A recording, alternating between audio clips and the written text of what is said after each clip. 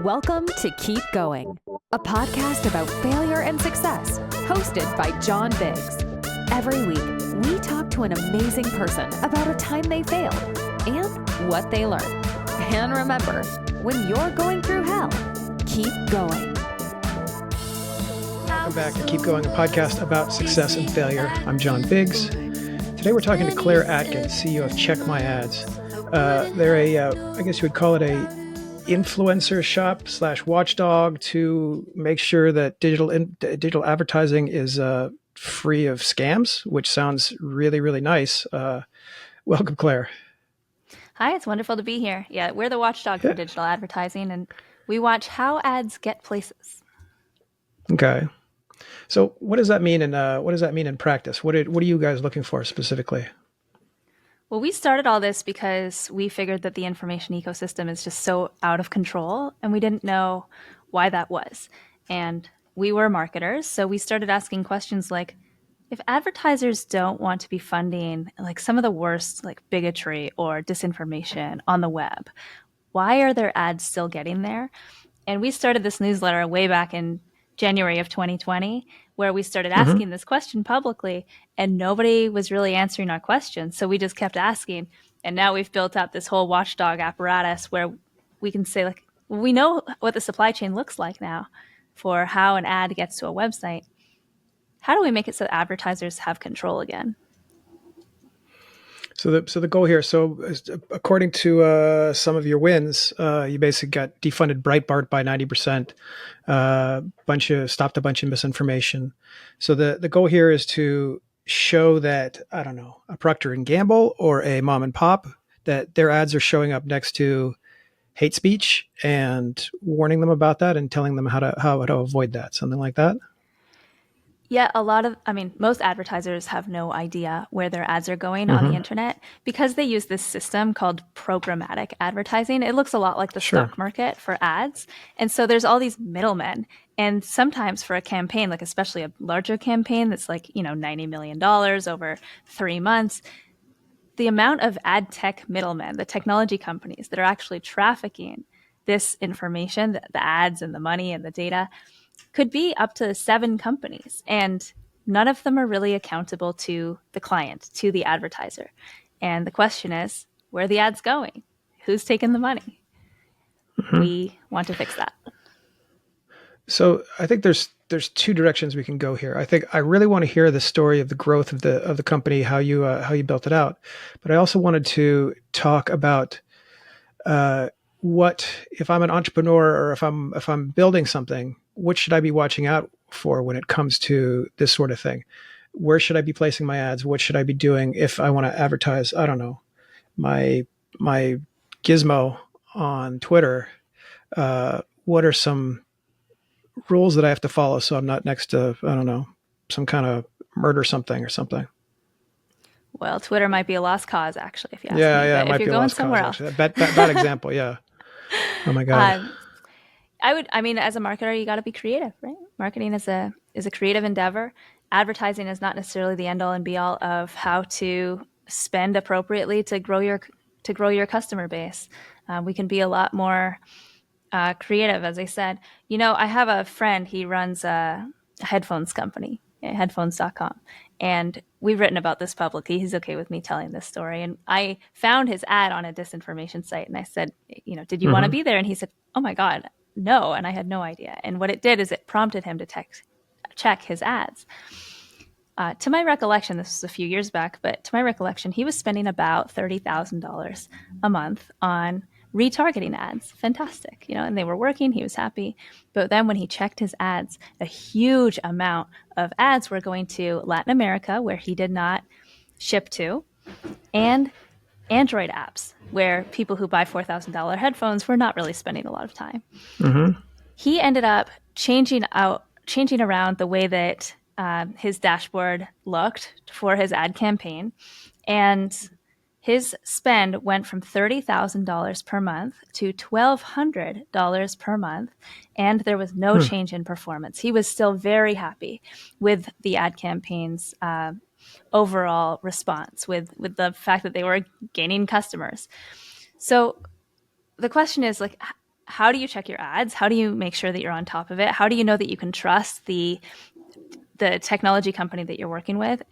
The answer to all of that is that we need more transparency, and that's what we're advocating for. Interesting. What are some of the things that are happening to offer that transparency? I mean, one would assume that the retargeters and the programmatic folks aren't too happy about this. Yeah, it's funny. We have some fans in the industry, and we have some people who would much rather we didn't exist. This industry over the past couple decades has made a lot of money off of making sure that advertisers don't have transparency about where their ads go. This industry is the second largest industry in the world for organized crime, second only to drug trafficking, because of the level of money laundering and fraud that appears in what we call the supply chain. It looks a lot like a financial market. So the question is, how do we hold folks who are middlemen accountable, just like we have for the financial market or just like we do for the supply chain? I hate to say it, but the answer is policy. In this sort of stage of the process, we have acted as a very successful watchdog up until now, but we need the big guns now. So I know this is fascinating. So organized crime is using ad sales to launder money. Like, what's the process for that? There are 100 different ways to conduct. Yeah. If you want to be an entrepreneur in this field and get by with fraud and money laundering, you could start an ad tech company, base it in Bermuda, base it pretty much anywhere. There's no way to track beneficial ownership of the ad tech company. And as an ad tech company, you are a bank. So you are pulling together all the ads and the money and the data and then redistributing it to publishers. And there's very little oversight. There will be soon. So if you want to be a criminal, start now. All right. So that's fascinating. So some of the ads would go to actual publishers, and some of the money would go to people who aren't really publishers per se, but maybe they have a website. Is that the sure, the they could spin up hundreds of websites. They could run bots onto those websites. They could own the ad tech company and then own the websites, which is very common practice in this industry. There's literally 100 different ways to conduct fraud. And when the industry, when we find out about it and try to do something about it, there will be 100 more. The answer is that we need to know who the beneficial owners of these ad tech companies are. We need to know what country they are located in. We need to know where they bank. In the financial system, it's called a KYC, or a Know Your Customer law, where if you do business with someone, you got to know who they are, or you at least got to collect their social security number.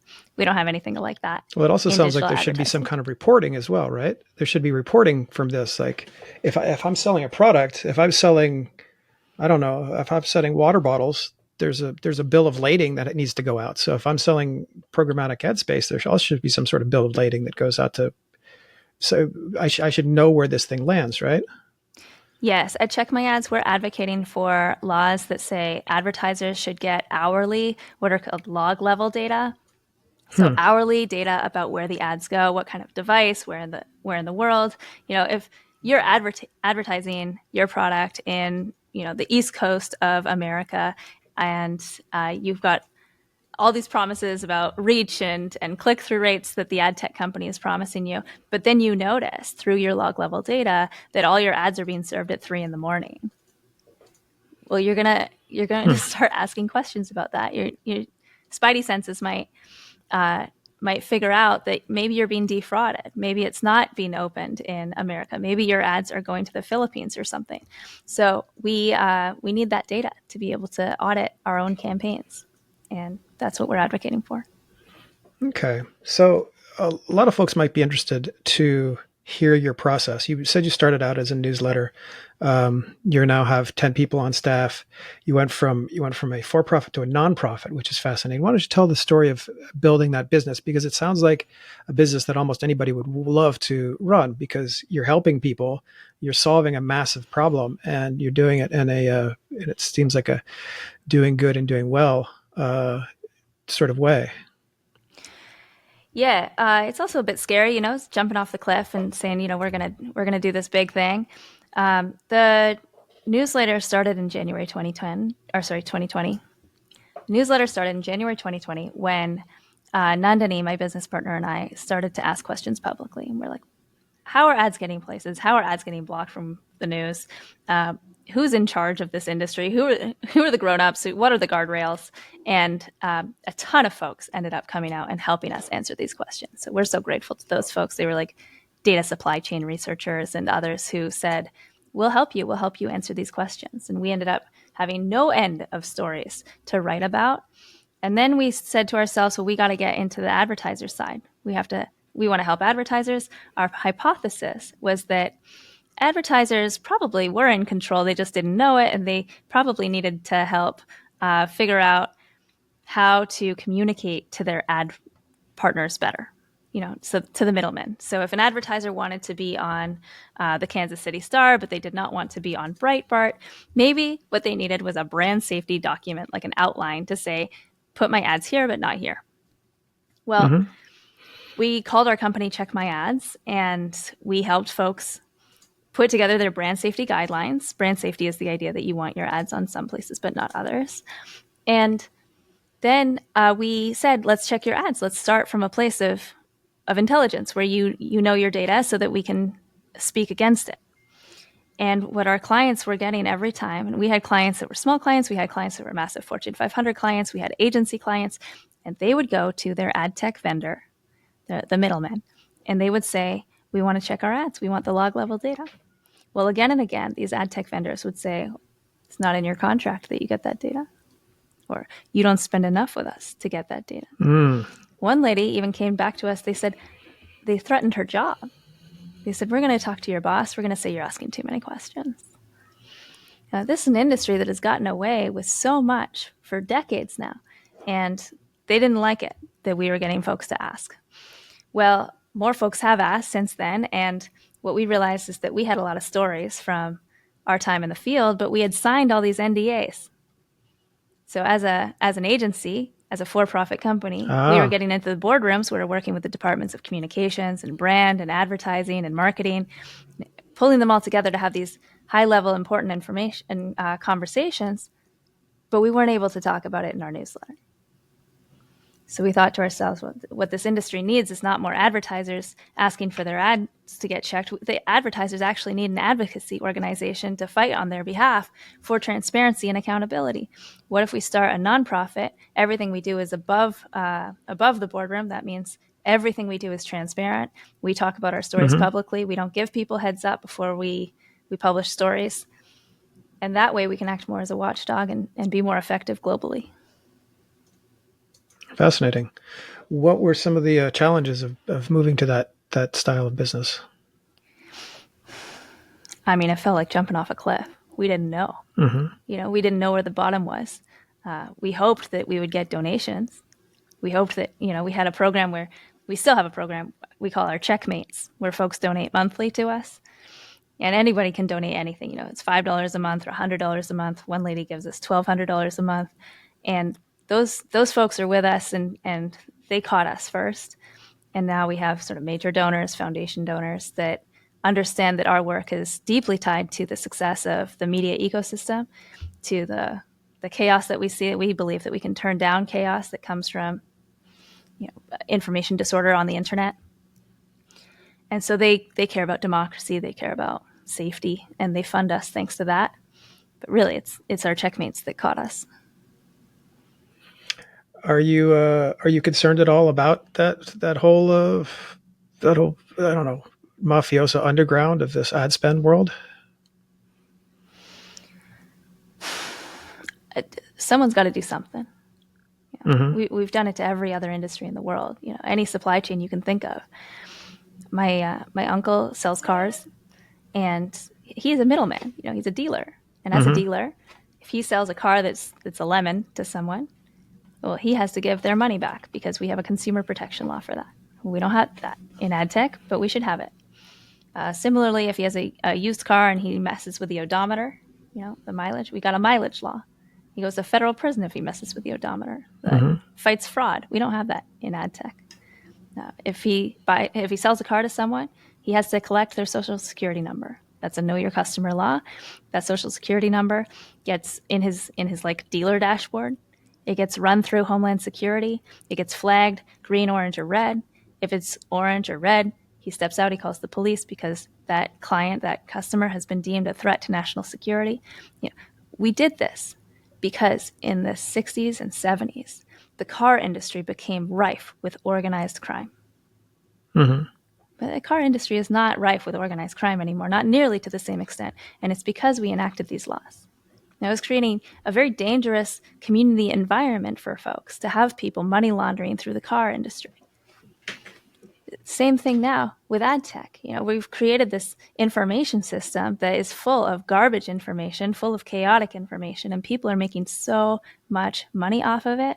But I believe we can fix that if we fix the business of the internet. Fascinating. What are next steps for you all? Well, the next steps that we got to tell everybody in any political leadership around the world, we're looking at California, New York, federal government, Brussels, London, Ottawa, that the way that we see the internet unlocks so much. If you think that the problem is that some people are doing hate speech, then you're going to say, well, we should make hate speech illegal. But we don't see that as the problem. The problem is that people are making money off hate speech, but more importantly, that the advertisers don't realize that they're funding it. So what we're dealing with here is a financial market that is run out of control. That's the problem. Policymakers around the world know what to do with that. They understand refund laws. They understand know your customer laws. Those are the low-hanging fruit that can really make a difference here. We don't have to enter into free speech territory. We don't have to enter into content moderation territory. We just have to fix the fairness of it. Because right now it's not fair. We need to rebalance it. So the idea is to demonetize hate speech, essentially, or demonetize chaos versus outlawing chaos, which is almost impossible to do. Yeah, I don't know. I don't know if that even has to be a goal anymore. I mean, I believe that it will happen, but the goal now has to be we're going to rebalance the industry. It's not fair that advertisers don't have control over their ads. It's not fair that advertisers don't know where their ads have been. We can make that more fair. We can rebalance the power equation between the advertisers and the middlemen of this industry. And that will create a sense of order that I believe will reflect better on the news media ecosystem. Okay. If folks are thinking about advertising, what should they do first? Should they check out the website? What do you have? What sort of resources do you have for them? Well, we're a nonprofit, and we look at the supply chain. We figure out who are the bad actors. So if you want to subscribe to our newsletter, it's free. It's at checkmyads.org right there on the homepage. Just sign up. They could also sign up to be a checkmate if you want, but you don't have to. Just to sign up on the newsletter, you could learn a lot that way. If you are thinking about advertising, I would say, figure out your marketing strategy first. You might not have to do programmatic advertising. If you do want to do programmatic advertising, direct programmatic advertising or private marketplaces might be better for you, in which case try to find agencies that specialize in both of those and try to find agencies that you can trust. Make sure that they're going to give you the raw log level data for wherever your ads go and who might be looking at them. Now you guys just have to go do the influencer marketing world. That's right. I can only imagine where as you extricate the slime out of the ad world, I can only imagine where it's headed. So yeah, well, give me a couple months. We'll fix this problem and then we'll move on. Claire, this has been fascinating. The website is checkmyads.org. Sign up for the newsletter to learn more about the wild and woolly world of online advertising. Thank you for this. Thank you. Good to be here.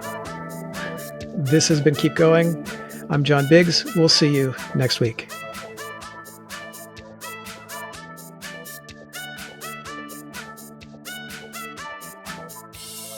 I was so lost, pacing back and forth for 27